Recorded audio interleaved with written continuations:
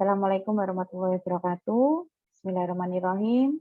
Puji syukur kita panjatkan kehadirat Allah Subhanahu wa taala yang telah melimpahkan nikmat iman, nikmat sehat kepada kita semua sehingga kita bisa berkumpul pada hari ini. Sholawat serta salam tidak lupa kita haturkan kepada junjungan kita Nabi besar Muhammad Shallallahu alaihi wasallam yang kita tunggu syafaatnya di yaumul akhir. Bismillah, pada hari ini kita akan belajar untuk melanjutkan pembelajaran yang kemarin terkait dengan pemeriksaan mikrobiologi. Akan saya share untuk materinya. Nah, sebelum kita belajar, kita berdoa terlebih dahulu. Raditu billahi robba wa bil islami dina wa bi Muhammadin nabiyya wa rasulah. Rabbi zidni ilma warzuqni fahma, amin. Nah, tujuan pembelajarannya, kita meneruskan tujuan pembelajaran seperti yang lalu, yaitu ketepatan menjelaskan karakteristik konsep dasar virologi mikroorganisme pemeriksaan mikrobiologi.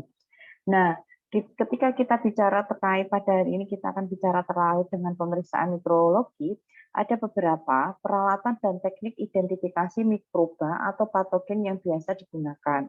Nah, alat yang digunakan untuk identifikasi ini terdiri dari adalah alat laboratorium biasa, peralatan umum mikrobiologi, dan alat-alat khusus. Yang pertama, klasifikasi pertama, itu alat yang biasa, alat laboratorium biasa, itu yang biasa digunakan yaitu tabung reaksi, Erlenmeyer, gelas ukur, pipet, cawan Petri, Oese. Kemudian untuk klasifikasi yang kedua, peralatan umum mikrobiologi, di sini ada inkubator. Jadi inkubator itu jangan dipersepsikan hanya untuk bayi yang berat badan lahirnya rendah ya. Jadi inkubator di sini itu ada inkubator yang biasa digunakan untuk menstabilkan suhu mikroba yang akan diteliti. Dan ada pula inkubator khusus untuk keperluan bakteri aerob atau anaerob. Kenapa perlu adanya penstabilan suhu? Karena beberapa seperti yang kita bahas pada pertemuan sebelumnya, mikroba ataupun mikroba yaitu bakteri itu bisa hidup ada beberapa suhu. Nah, disinilah fungsinya inkubator untuk menstabilkan suhu bakteri yang akan diperiksa sehingga ketika diperiksa bakteri itu masih kondisi hidup. Nah, seperti itu. Kemudian ada juga namanya refrigerator untuk menyimpan media. Jadi nanti kita akan bahas media itu yang di sini ada media yang digunakan untuk kultur dan lain sebagainya. Nah, refrigerator ini juga digunakan untuk penyimpanan darah juga, serum atau antibiotik yang akan dicek apakah ada mikroba atau tidak. Kemudian yang ketiga itu adalah sentrifug. Sentrifug itu fungsinya adalah untuk memutar. Jadi ini digunakan bila kumannya itu sedikit dan sebelum dibiarkan atau diperiksa larutan yang mengandung kuman diputar terlebih dahulu agar mengendap. Jadi sentrifuge ini fungsinya untuk memutar sediaan sehingga sediaan itu mengendap dan akan didapatkan kebutuhan spesimen untuk diteliti. Kemudian sterilisator. Fungsi dari sterilisator ini adalah untuk mensterilkan semua alat atau plastik yang akan digunakan untuk memeriksa. Kemudian oven, dry oven untuk mengeringkan alat-alat. Sehingga ketika alat itu mau dipakai untuk memeriksa mikroba, itu tidak boleh dalam keadaan basah. Itu akan menyebabkan tidak valid ketika dilakukan pemeriksaan, sehingga harus di oven dulu, menggunakan dry oven untuk mengeringkan alat. Kemudian autoclave, yaitu fungsinya untuk mensteril alat-alat ataupun media biakan. Nah, di sini alat yang khas untuk mikrobiologi itu adalah mikroskop EM, elektromikroskop, scanning EM, kultur atau media pembiakan kuman. Itu tadi alat-alat ketika kita mau bicara terkait dengan pemeriksaan mikrobiologi. Mikroba. Kemudian di sini kita akan menjelaskan terkait dengan mikroskop yang sering digunakan atau yang familiar kita dengar. Mikroskop ini ada beberapa macam, ada 4 macam. Yang pertama yaitu bright field microscope, mikroskop cahaya. Jadi penggunaannya itu membutuhkan cahaya. Dark field microscope, mikroskop yang menggunakan kondensator khusus. Kemudian yang ketiga, mikroskop pas kontras. Mikroskop ini dilengkapi oleh Jean Opaque serta prinsip interferensi, gunanya untuk mengamati struktur internal. Yang keempat, mikroskop Normarsky. Mikroskop ini menggunakan prisma dan prisma interferensi untuk detail 3 dimensi. Nah, kemudian syarat spesimen setelah kita tadi membahas terkait dengan mikroskop itu ada berapa macam. Nah, ada beberapa juga syarat agar spesimen itu terlihat jelas di bawah mikroskop. Ada 3 syarat. Yang pertama yaitu magnifasi yang cukup ditentukan oleh ukuran lensa okuler atau objektifnya. Yang kedua, resolusinya cukup ditentukan oleh rendahnya panjang gelombang atau lambda. Yang ketiga, kontrasnya cukup, yakni dengan pemberian pewarnaan. Nah, prinsip magnifikasi adalah bahwa cahaya mengalami fraksi bila melewati substansi dengan indeks refraksi yang berbeda. Bila melewati lensa konveksi maka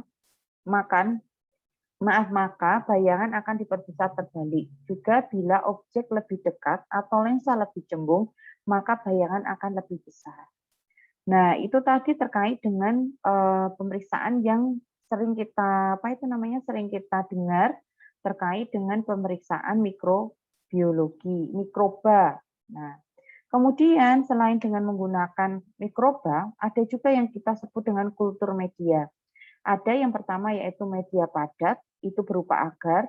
Media padat mengandung komposisi agar sebesar 15%.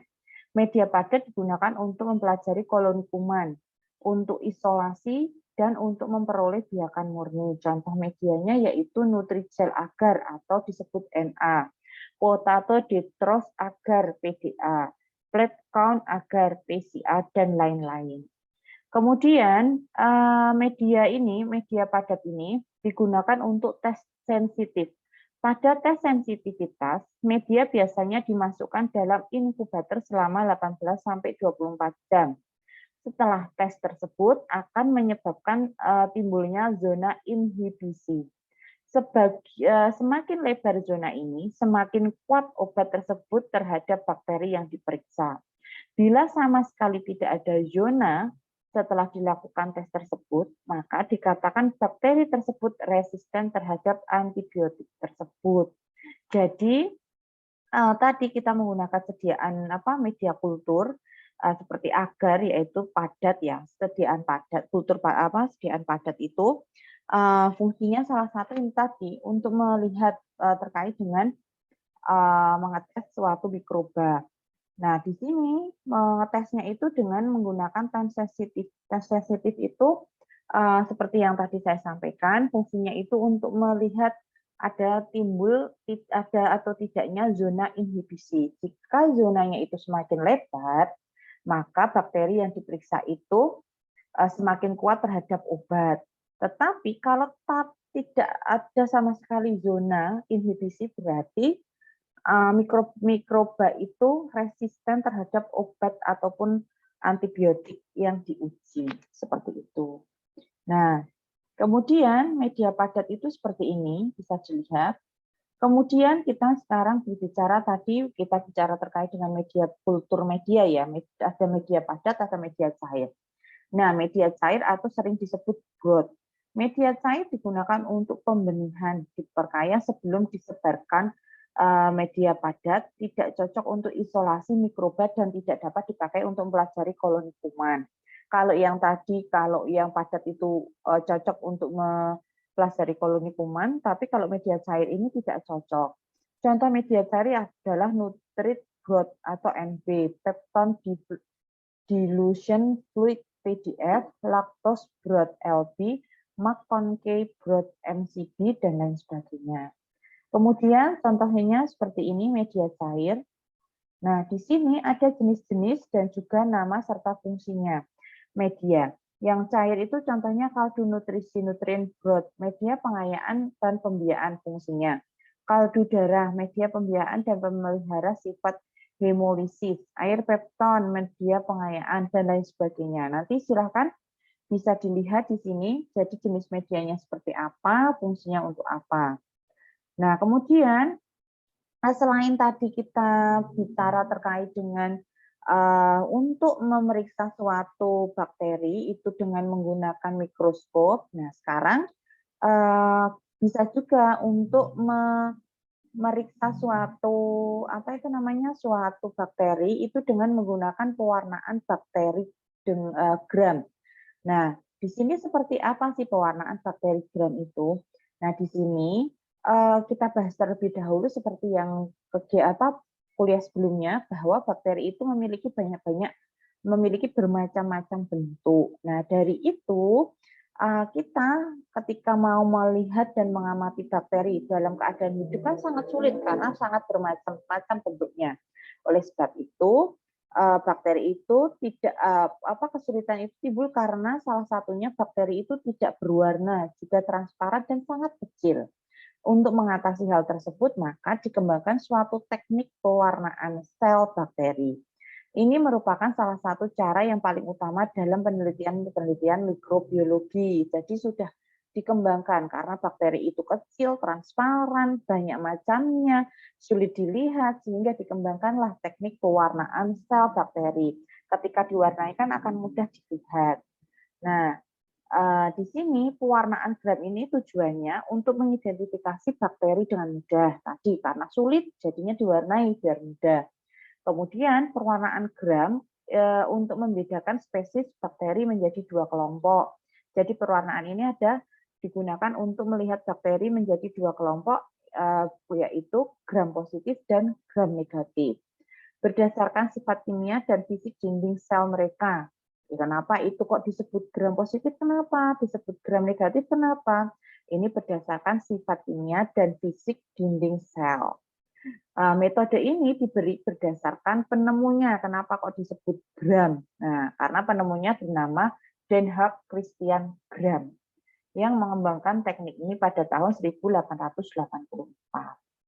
Nah, selanjutnya bakteri gram negatif itu apa sih? Bakteri gram negatif adalah bakteri yang tidak mempertahankan zat warna metil ungu pada metode pewarnaan gram. Sedangkan bakteri gram positif akan mempertahankan zat warna metil ungu gelap setelah dicuci dengan alkohol. Nah, dasar teknik pewarnaan ini adalah bakteri diberi warna dari kristal violet ungu ya. Kemudian diberikan larutan iodin. Kemudian setelah diberi larutan, dilunturkan dengan alkohol. Sebagian kuman berwarna ungu karena sel mengikat senyawa kristal violet iodin. Nah, itu maka sebagian kuman lain kehilangan warna dasar dan mengambil warna kedua, safranin atau fusin, yang berwarna merah. Kuman yang mempertahankan warna dasar ungu itu disebut gram positif, dan kuman yang mengambil warna kedua merah disebut kuman gram negatif. Nah, untuk melakukan perwarnaan, bakteri dibuat ulasan terlebih dahulu di atas kaca objek atau sering disebut objek gelas. Sebelum dilakukan pewarnaan, dibuat ulasan bakteri di atas kaca objeknya. Pada pembuatan pulasan perlu diperhatikan ketebalan dari bakteri yang dipulas. Tidak terlalu padat atau tipis agar tidak mengganggu pengamatan dan diperoleh hasil yang baik. Kemudian pulasan bakteri difiksasi. Fiksasi dilakukan dengan cara melewatkan preparat di atas api atau merendamnya dengan metanol.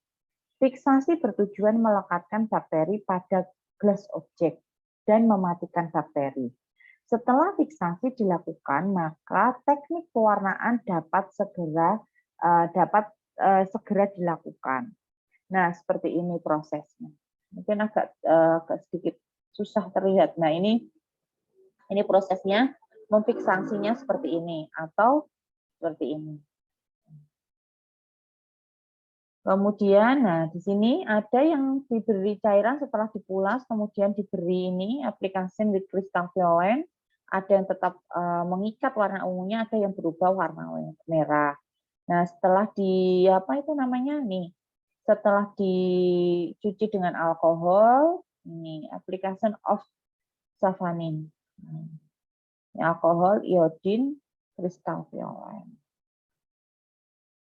Nah, mungkin dari saya itu saja. Jika ada yang ingin ditanyakan, kita bisa diskusi di lensa. Sebelumnya kita tutup dengan baca hamdalah bersama-sama. Alhamdulillahirabbil alamin.